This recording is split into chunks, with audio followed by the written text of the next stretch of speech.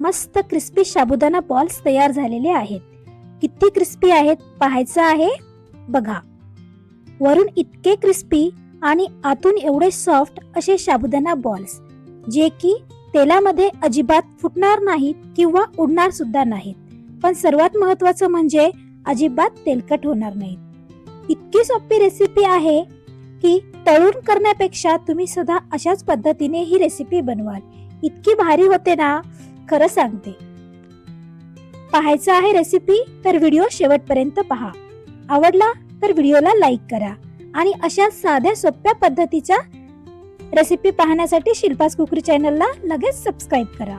तर पहा, इथे मी 1.5 कप साबुदाणा घेतलेला आहे आणि हा साबुदाणा मी रात्रभर भिजवत ठेवलेला आहे.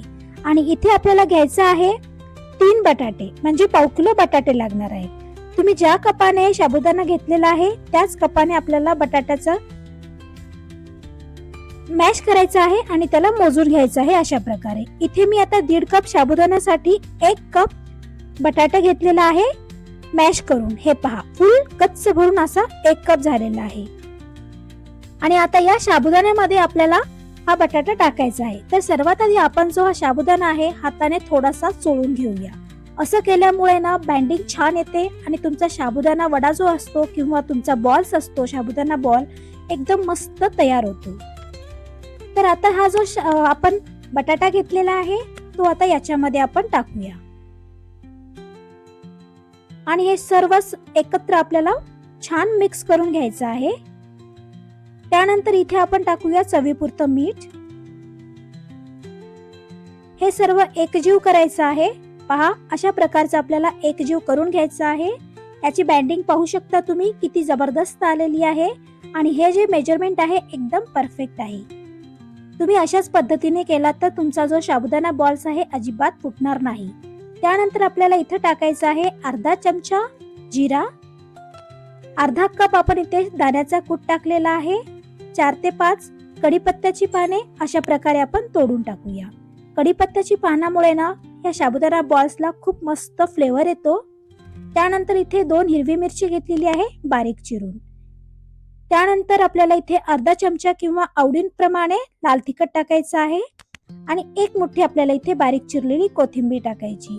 अर्धा लिंबाचा रस टाकूया. लक्षात घ्या, तुमच्याकडे उपवासाला जिरा, कढीपत्ता, कोथिंबीर खात असतील तर याच्यामध्ये टाकायचं आहे, नाहीतर तुम्ही स्किप करू शकता.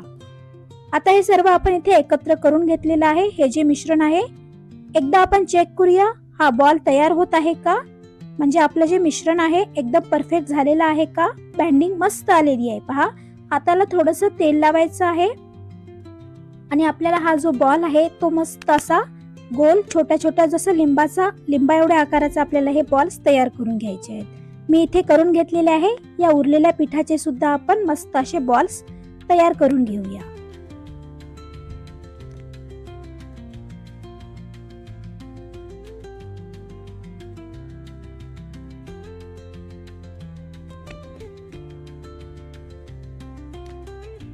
तर हे पहा, इथे मी 10 ते 12 बॉल्स तयार करून घेतलेले आहेत. चला लगेच आपण इथे फडचा मी इथे पॅन ठेवलेला आहे.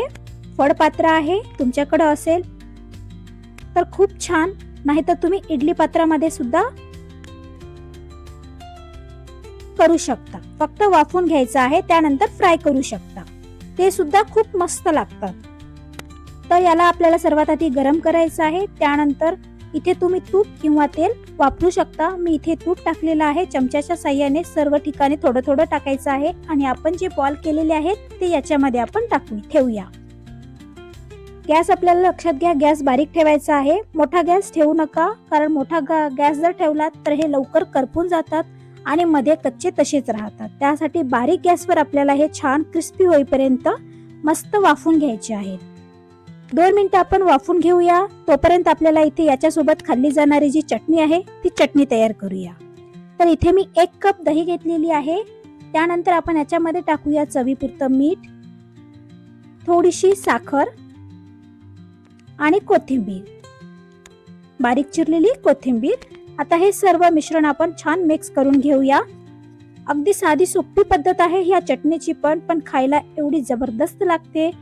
या साबुदाणा बॉल सोबत. पहा, आता आपल्याला इथे आवडीनुसार पाणी टाकायचं आहे. ही चटणी तुम्हाला जशी पातळ घट्ट लागणार आहे तशी तुम्ही इथे करू शकता. याची कन्सिस्टन्सी पाहू शकता तुम्ही. शक्यतो या साबुदाणा बॉल्स सोबत थोडीशी घट्टसरच चटणी छान लागते, त्यासाठी मी अशा प्रकारची कन्सिस्टन्सी ठेवणार आहे. तर पहा, 2 मिनिटं झालेले आहेत आणि आता जे आपले साबुदाणा बॉल्स आहेत आपण थोडेसे पलटून घेऊया. पहा किती मस्त कलर आलेला आहे याला. आता छान पलटवायचं आहे आणि पलटवताना थोडंसं चमच्याच्या साहाय्याने त्याला खाली दाबायचं आहे, म्हणजे आतपर्यंत मस्त ते भाजल्या जातात. पहा, सर्व आपले जे साबुदाणा बॉल्स आहेत त्यांना किती मस्त कलर आलेला आहे. हे पहा, अशा प्रकारे हलक्या हाताने दाबायचं आहे. परत एकदा झाकण ठेवूया आणि छान क्रिस्पी होईपर्यंत आपण हे सर्व साबुदाणा बॉल्स या आप्पे पात्रामध्ये ठेवून मस्त क्रिस्पी होईपर्यंत भाजून घेऊया. बघितलं, तेलाचे आणि किंवा तुपाचे प्रमाण अजिबात जास्त नाहीये. तुम्ही नक्की करून पहा, कारण खूप मस्त आणि खूप साधी सोपी रेसिपी आहे. पहा किती सुंदर झालेले आहेत. आता हे आपण सर्व साबुदाणा बॉल्स जे आहेत ते काढून घेऊया. एवढे क्रिस्पी झालेले आहेत ना, खायला खूप मस्त लागणारे आहेत. चवीमध्ये सुद्धा अजिबात फरक पडणार नाही. यामध्ये ना एवढी साधी सोपी रेसिपी आहे आणि खूप मस्त छान मध्येपर्यंत हे शिजले गेलेले आहेत. आणि सर्वात महत्वाचं म्हणजे हे वरून जे आहेत ना एवढे क्रिस्पी झालेले आहेत. आतून मस्त सॉफ्ट झालेले आहे आणि वरून एकदम क्रिस्पी. एक तुम्हाला तोडून दाखवते, एवढे कुरकुरीत झालेले आहेत. पहा, मस्त क्रिस्पी असा साबुदाणा बॉल्स इथे तयार झालेला आहे आपला. किती क्रिस्पी झालेला आहे याच्या आतमध्ये तुम्ही पाहू शकता. किती क्रिस्पी आणि आतून एकदम सॉफ्ट असा साबुदाणा बॉल्स इथे आपण तयार केलेला आहे. तर आहे ना एकदम सोपी आणि एकदम वेगळी पद्धत.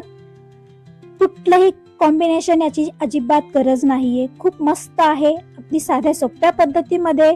आणि चवीला म्हटलात तर एवढी भारी रेसिपी आहे, साबुदाणा वड्याला मागे टाकेल अशा पद्धतीची आहे. पण हा, इथे एक तुम्हाला मी टिप देऊ शकते.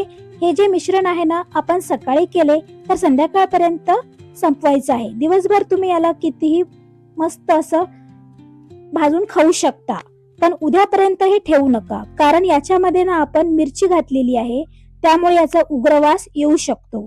आणि आलू पण उकडून घातलेले आहेत, त्यामुळे लवकर खराब होण्याची शक्यता असते.